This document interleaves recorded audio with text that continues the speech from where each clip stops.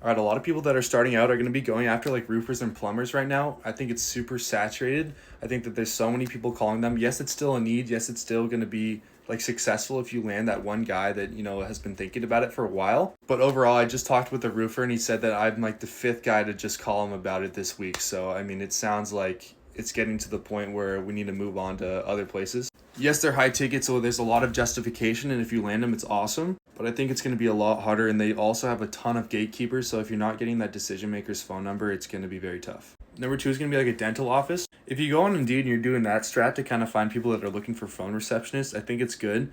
But immediately, like when you call them, you're not going to go to the doctor. You're going to go to a receptionist that's actually in-house. And if you try to say like, oh, hey, I saw the job listing on Indeed, they're going to be like, oh, okay, let me write it down for like your application, your name, stuff like that. But if you tell them what it's really about, obviously the receptionist doesn't want to give your phone number to someone who, you're going to help take their job away. So that's really tough because even if they're looking for someone to help answer the phones, they already have someone that's kind of doing it. So pretty much all this boils down to is you need to get the decision maker's phone immediately, or you need to lie to the gatekeeper to get past, which I don't do because I think it's a little bit unethical.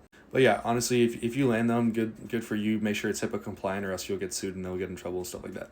And yes, I do have goon on my mirror. Now, a third one you could do is restaurants. A lot of times these are going to be even harder to land because the owner isn't usually in-house. It's like a manager or something like that. And especially cold calling, you're not going to go to the owner directly. You're going to go to like, a host or something like that. It could be really useful with like booking reservations in the calendar, stuff like that, maybe some takeout orders. But I think that these are going to be even harder to land than like a roofer or something like that because there's so much that goes into a restaurant business, especially their phone systems. Now, I do have a secret winning niche that I'll expose later. I don't know. I need to fish it out a little bit more. But it solves so many more problems than just booking, answering questions, 24/7, stuff like that. The problem is when you're cold calling them, you still have to get through the gatekeeper, get to the decision maker. So I think ads are still going to be the best way to kind of target these business owners, especially because they're warm leads incoming rather than cold outbound from you.